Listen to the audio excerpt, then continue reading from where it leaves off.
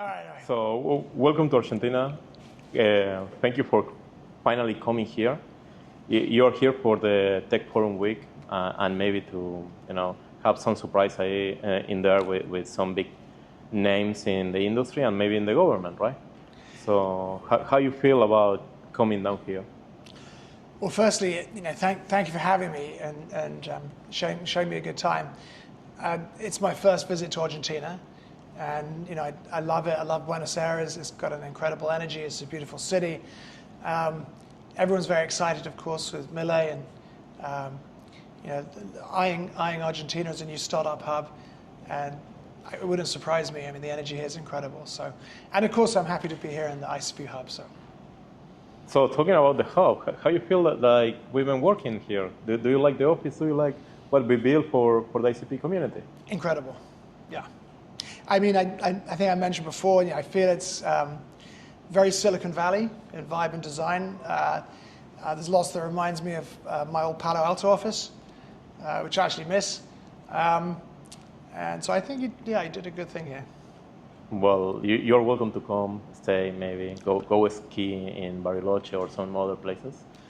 Anytime. This is your house too, so thank you. Just I'm feel sure I'll free be to back. come. Yeah, I hope so. Talking about tech, how you feel the innovation comes talking about blockchain? Yeah, so I think people mean different things by blockchain. So the vision of DFINITY was always that we could turn the internet into a world computer, and the phrase world computer came from the early days of the Ethereum project, but the DFINITY interpretation of world computer is different. For us, a world computer is something that you can build anything on using smart contracts. And sometimes the terminology of blockchain is confusing, and people say, this Web3 service is built on this blockchain. Usually it doesn't mean that. It's like an overloaded language. What it means is that the Web3 project, like a game, a social network, a sharing economy site, is built on Web 2. It's built on traditional cloud, and then just a token is hosted on the blockchain. So our vision is different. Our vision is that we get rid of traditional tech completely, and everything is built on blockchain. So the social network runs from the blockchain. The smart contracts are creating the user experience. The smart contracts are storing all the user data, doing all the processing of data necessary to produce news feeds and things like that. And we also believe that once you can build Web3 services fully on the internet, not on Web 2, fully on the blockchain, that you can decentralize control to communities. And we've seen that happening on the internet computer, plus a sort of revival of crowdfunding, where decentralized projects raise money from a community. And so that's what we're about, I think. And the next phase is, of course, internet computer technology is being repackaged by the Utopia project for corporations and governments that can't build on a public network. And so of course, talking about AI. Utopia in particular, Yeah. How do you feel that it's going to affect, just to give an example of the Argentina government, right? How do you feel like it can help the Argentina government growing up or in any way? Well, look, I think generally people, it's easy to miss that today's technology, traditional or current IT, has a lot of problems. And you can break these problems down in different ways. It's certainly overly complicated, and that makes it very expensive to build on traditional tech. You need a database, you need a cloud account, you need to orchestrate your cloud account, you need an application server, a web server, cybersecurity systems. And when you put all this together, it's very complicated. And that makes it expensive to build on, first of all. Secondly, you cannot make traditional technology secure. You can go and you can spend a fortune on cybersecurity, get the best firewall, the best security team, the best anti-malware. Actually, it's still not secure. You can't make it completely secure. So the advantage of computing platforms created by Internet Computer Protocol is that they're tamper-proof, which means when you build a web application, it's immune to cyber attack. And you don't need a firewall, you don't need anti-malware, and you don't need a security team. So for example, on the internet computer, there are social networks that have been running for years now, and they have often cryptocurrency inside user accounts thanks to chain key or chain fusion technology. But these social networks don't have a security team. They're not protected by firewalls, they're not protected by anti-malware. And that's because they're running fully on-chain. And of course, that's why we love this slogan, on-chain is the new online. But that same technology can be very useful in corporate and government contexts because, look, first of all, if you build on ICP stacks, it's much simpler, the environment's much simpler, so you can get to market quicker, you can reduce your R&D costs. Secondly, you're immune to cyber attack, and cybersecurity issues are getting much worse, and they'll continue to get much worse as AI empowers hackers.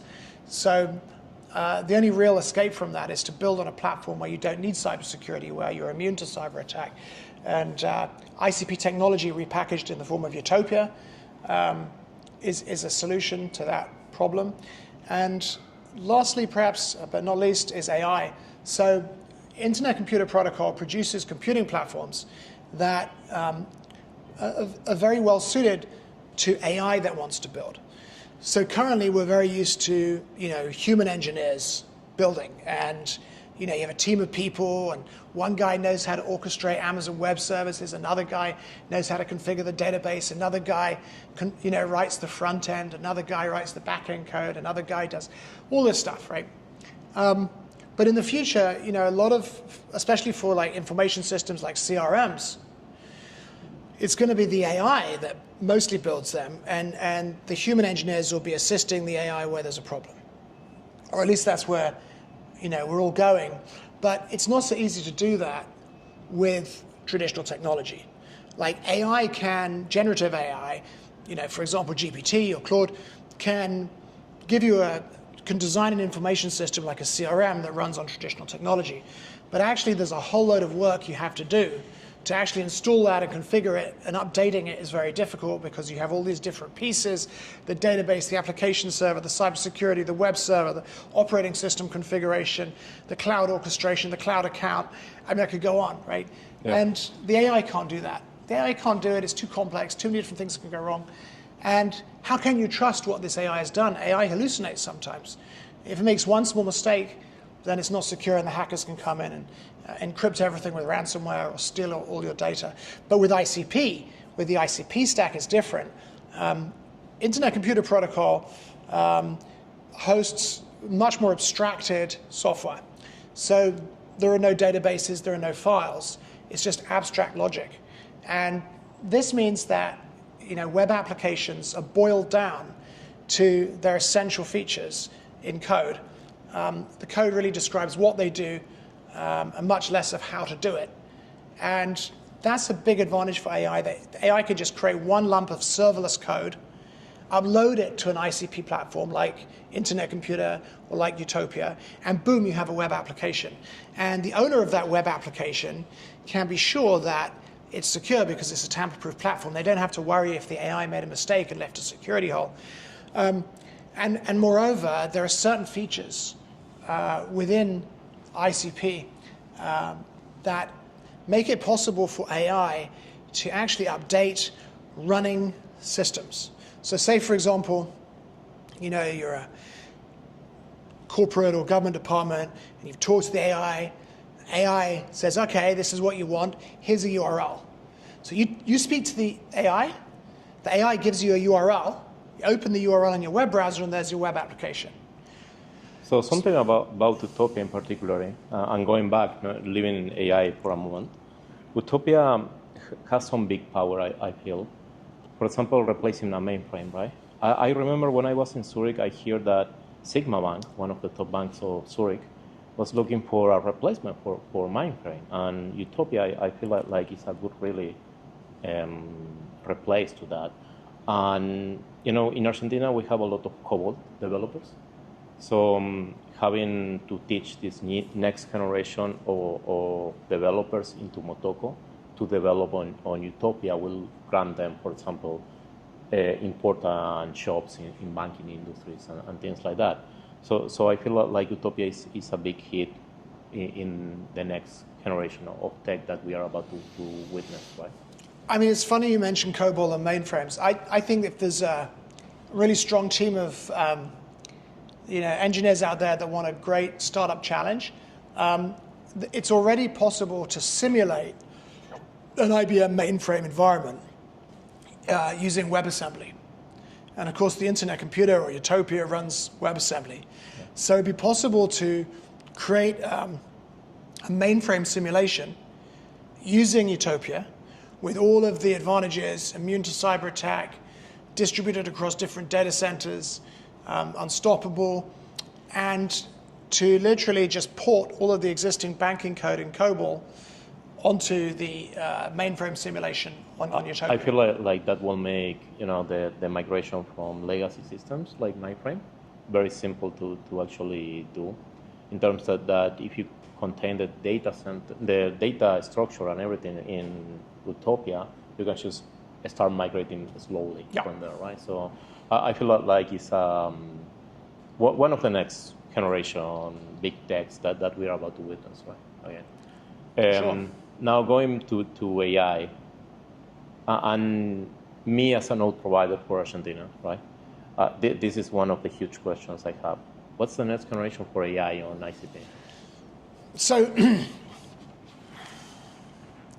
I think AI is going to be important, going to play a very important role within the ICP ecosystem in two ways.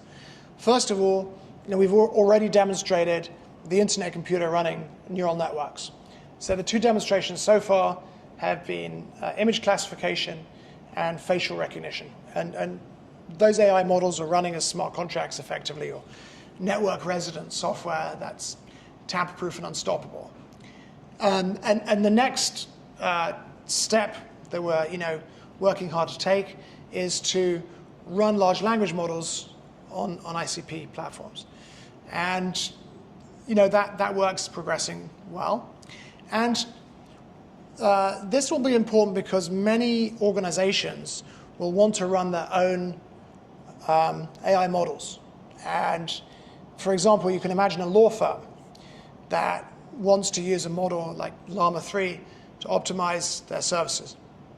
So they want to give Llama 3 access to all of their most sensitive, confidential client communications from email and messaging, and also things like relevant case law and canonical legal text and so on. But this law firm is going to need two things for that to be successful. Number one, this AI needs to be immune to cyber attack.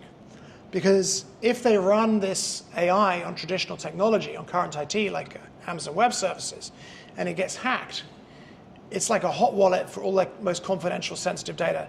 And a lot of their clients' lives are going to be destroyed when that information is stolen. The law firm is going to be destroyed. So it has to be hack-proof, number one. Number two, it needs to be unstoppable. It needs to always run. Because imagine that today, it might take a lawyer to, 3 weeks to prepare for a client case. Maybe with the AI, it'll take 3 days instead of 3 weeks. So imagine the lawyer, like 5 days before the case, he starts preparing because he thinks he has the AI. But when he goes to log on to the AI to chat and to hear its analysis, it's crashed or it's encrypted with ransomware. That just can't happen because, obviously, totally. So that's why we think, one of the reasons that, ICP platforms are going to be very, very important for running AI and for running things like vector databases, which contain the data and context that AI uses. So that's one application. Also for autonomous things like smart wallets, like you can give your crypto smart wallet trading instructions. Well, guess what? It has to be a smart contract. Otherwise, how can you trust it? On the other hand, we believe that the future of enterprise tech is going to look very different.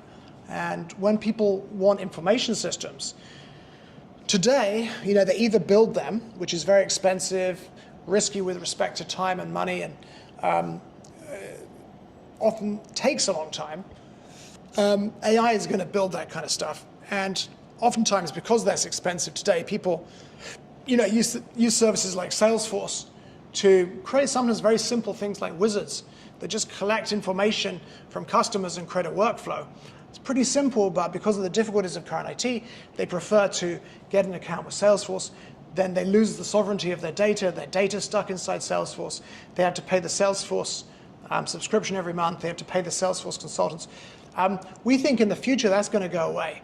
And organizations instead will talk directly to AI, and the AI will give them a URL on an ICP stack. Could be Internet Computer, it could be Utopia. And then they're going to use that information system like a CRM. And then they're going to go back to the AI, and they're going to tell the AI, I need to improve it this way, I need to evolve this system, I need to make these changes. They're going to go back to their web application, hit refresh, and there are the changes. And that's a totally new paradigm. And it's one that will replace a lot of the kind of today's paradigm and infrastructure, right? So it's a whole new way for companies and governments to build their information systems. And this is, ICP really is designed for this. It's designed to reduce code to its abstract nature, which is, and to be serverless, so AI can just create this like logical description of the system essentially and just upload it to the network, where it becomes tamper-proof. So you don't have to worry, has the AI made a mistake and is there a security flaw or something like that? And there are other features too that enable the AI to update running systems while keeping the data safe. So this is big. One of the last questions I was going to ask, or mention basically. So here we have around 15 projects incubated in the time we've been alive. From those 15 projects, 4 are AI, right? One in particular is something that I feel like is mandatory nowadays. It's called KYC on chain. Right? What KYC on chain do is basically do a verification of your face, verify that you're a human and everything, but it just download the entire model into your phone, verifies that you're a human and sends the checklist if you are okay or not to the chain, right? So this is one of the possibilities that ICP made us having, basically. How do you feel about something like this type of KYC, replacing the old style legacy KYC, right? Oh, totally, yeah. I mean, I think you can have decentralized KYC. I think AI is going to run on the blockchain and it's going to do things like make sure the person that is speaking to on video actually matches the person in documents. I think there are lots of interesting ways these kind of things can happen. I think if you're talking about KYC, the AI needs to run on the blockchain because you need to know that no one's tampered with the AI and it's correctly linking the face to the documents. But generally with AI, and you mentioned people's phones and so on, there are very many different ways you can use AI in conjunction with blockchain. So it's also possible to run AI on phones now for inference. So inference is becoming more and more efficient all the time.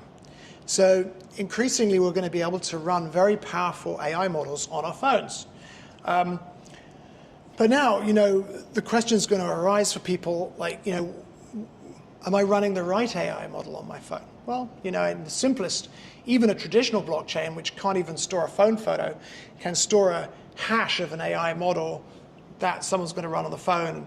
When somebody downloads the model onto their phone, maybe to act as a personal agent or something, they can check the hash, matches the hash stored on the blockchain. So there's lots of different ways. I think blockchain generally can work with AI. But from the perspective of ICP, the things that we do that cannot be done anywhere else are we can run AI on the blockchain as a smart contract. Today, there's no other blockchain in the world that can get anywhere near being able to do that. And secondly, we can allow AI to build on the chain, and so we can massively accelerate developers all over the world.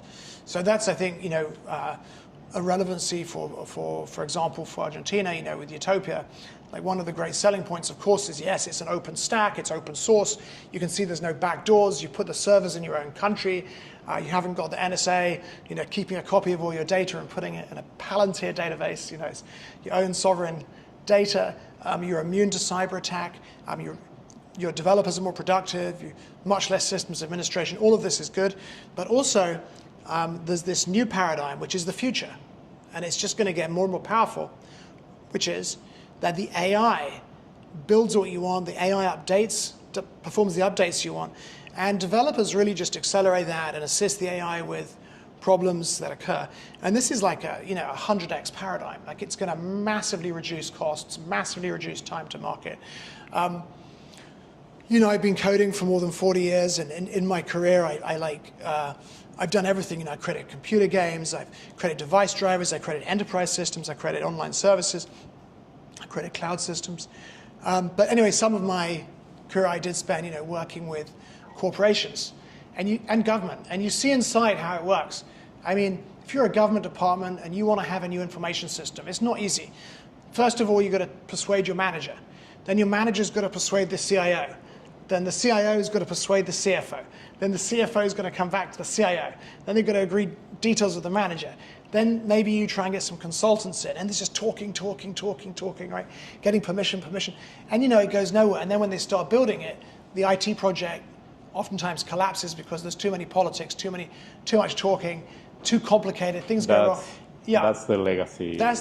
So, in the future, I think that's going to go away. You're not going to have to speak to anyone. You're a manager in a corporate department or a government department. You just talk to the AI. The AI gives you your information system. And not only does it give you the information system, but you own the data because it's on ICP stack, and you own the code. There's no external dependencies. And when you want to improve the system, you just talk more to the AI, refresh your browser, and bingo, you've got the improvements there. So I think that's one of the really exciting things. And it's not just going to be important in the corporate and government world. It's going to be important in the entrepreneurial world, because people with fewer technology skills, who maybe haven't got so much experience, are going to be able to prototype and do a lot of development of things like new social media experiences, where previously they just didn't have the skills. The imagination can run wild. Yeah, they can imagineer everything. Instead of engineering, it's imagineering. Yeah, totally. Yeah. So Dom, we don't have more time anyway. Thank you for coming down to Argentina to do your important meeting tomorrow and to visit our office. We are very happy to have you here, and we hope to see you back. Thank you, man.